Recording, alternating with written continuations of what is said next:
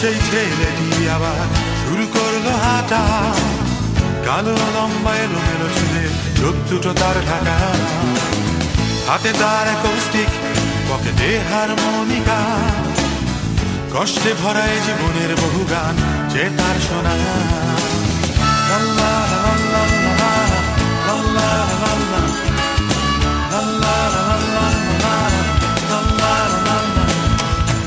আমাদের এই বাংলাদেশে ছিল তার বাড়ি, কাউকে কিছু না বলে অভিমানে দূর দেশে দিল পারি।